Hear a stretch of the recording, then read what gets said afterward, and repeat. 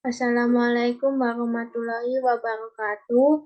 Saya di sini akan mempresentasikan materi yang berjudul ejaan. Perkenalkan, nama saya Amanda Berliana Jendani, NIM 202104300034, kelas A.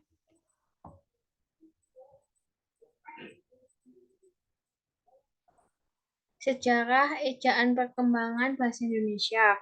Pada tahun 1938, pada Kongres Bahasa Indonesia yang pertama di Solo, disarankan agar ejaan Indonesia lebih banyak diinternasionalkan.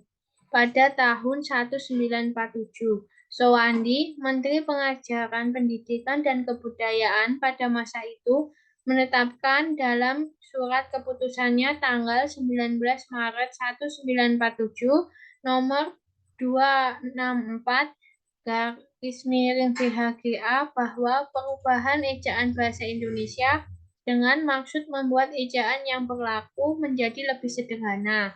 Ejaan baru itu oleh masyarakat diberi julukan Ejaan Republik. Berdasarkan keputusan Menteri Pendidikan dan Kebudayaan, Dr. Anies Baswedan, Pedoman Umum Ejaan Bahasa Indonesia yang disempurnakan PUEYD diganti dengan nama Pedoman Umum Ejaan Bahasa Indonesia yang penyempurnaan naskahnya disusun oleh Pusat Pengembangan dan Perlindungan Badan Pengembangan dan Pembinaan Bahasa. Terdapat beberapa fungsi dari penggunaan huruf kapital, huruf miring, dan huruf tebal. Pertama, penggunaan huruf kapital. Huruf kapital dipakai sebagai huruf pertama awal kalimat. Yang kedua, huruf kapital dipakai sebagai huruf pertama unsur nama orang, termasuk julukan. Yang ketiga, huruf kapital dipakai pada awal kalimat dalam petikan langsung. Yang keempat, huruf kapital dipakai sebagai huruf pertama nama geografi. Penggunaan huruf miring. 1. Huruf miring dipakai untuk menuliskan judul buku, nama majalah, atau nama surat kabar yang dikutip dalam tulisan, termasuk dalam daftar pustaka. Yang kedua, huruf miring dipakai untuk menegaskan atau mengkhususkan huruf, bagian kata, atau kelompok kata dalam kalimat. Yang ketiga, huruf miring dipakai untuk menuliskan kata atau ungkapan dalam bahasa daerah atau bahasa asing. Yang terakhir, penggunaan huruf tebal. 1. Huruf tebal dipakai untuk menegaskan bagian tulisan yang sudah ditulis miring. Kedua, huruf tebal dapat dipakai untuk menegaskan bagian-bagian karangan, seperti judul buku, bab, atau subbab. Beberapa fungsi dari penggunaan tanda baca. Tanda titik. 1. Tanda titik dipakai pada akhir kalimat pernyataan. Contohnya, mereka duduk di sana. Tanda titik dapat dipakai untuk memisahkan angka, jam, menit, dan detik yang menunjukkan waktu atau jangka waktu. Contohnya, pukul 1:35 menit 20 detik atau 1:35 menit 20 detik. 3. Tanda titik dipakai untuk memisahkan bilangan ribuan atau kelipatannya yang menunjukkan jumlah. Contohnya, Indonesia memiliki lebih dari 13.000 pulau. Tanda koma. Tanda koma dipakai di antara unsur-unsur dalam suatu pemerincian atau pembilangan. Contohnya, telepon seluler, koma, komputer, koma, atau internet bukan barang asing lagi.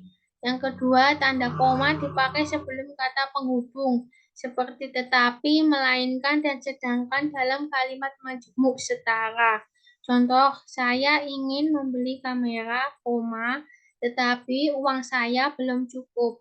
Ketiga, tanda koma dipakai untuk memisahkan anak kalimat yang mendahului induk kalimatnya. Contohnya, kalau diundang, koma, saya akan datang. Selanjutnya, tanda titik koma. Tanda titik koma dipakai pada akhir perincian yang berupa klausa. Contohnya, 1. berkewarganegaraan Indonesia, titik koma. 2. Berijazah sarjana S1, titik koma.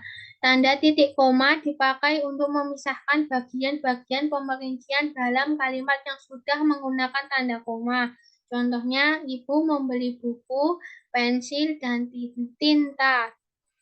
Titik koma, baju, celana, dan kaos, titik koma, pisang, apel, dan jeruk. Yang selanjutnya, tanda titik dua. Tanda titik dua dipakai pada akhir suatu pernyataan lengkap yang diikuti pemerincian atau penjelasan. Contoh, mereka memerlukan perabotan rumah tangga. Titik dua, kursi, meja, dan lemari. Yang kedua, tanda titik dua dipakai dalam naskah drama sesudah kata yang menunjukkan pelaku dalam percakapan. Contohnya, ibu, bawa koper ini nak. Amir, baik bu. Selanjutnya tanda hubung. Tanda hubung dipakai untuk menandai bagian kata yang terpenggal atau pergantian baris. Contohnya, di samping cara lama, diterapkan juga cara baru. 2. Tanda hubung dipakai untuk menyambung unsur kata ulang. Contohnya, anak-anak berulang-ulang. Tanda pisah. 1. Tanda pisah dapat dipakai untuk membatasi penyisipan kata atau kalimat yang memberi penjelasan di luar bagian kalimat. Contohnya, kemerdekaan bangsa itu, tanda pisah, saya yakin akan tercapai, tanda pisah diperjuangkan oleh bangsa itu sendiri. Nomor 2, tanda pisah dapat dipakai juga untuk menegaskan adanya keterangan aposisi atau keterangan yang lain. Contohnya, gerakan pengutamaan bahasa Indonesia, tanda pisah, amanat Sumpah Pemuda, tanda pisah harus tetap digelorakan. Yang ketiga, tanda pisah dipakai di antara dua bilangan tanggal atau tempat yang berarti sampai dengan atau sampai ke. Contoh, tahun 2010 sampai dengan 2013. Yang terakhir, tanda garis miring. Tanda garis miring dipakai sebagai kata dan atau serta setiap. Contohnya, harga Rp 1.500 garis miring lembar. Artinya, harganya 1.500 setiap lembar. 2. Tanda garis miring dipakai dalam nomor surat, nomor pada alamat, dan penandaan masa 1 tahun yang terbagi dalam 2 tahun takvim. Contohnya, dia sedang menyelesaikan garis miring H, garis miring utangnya di bank. Sekian presentasi dari saya, kurang lebihnya mohon maaf. Wassalamualaikum warahmatullahi wabarakatuh.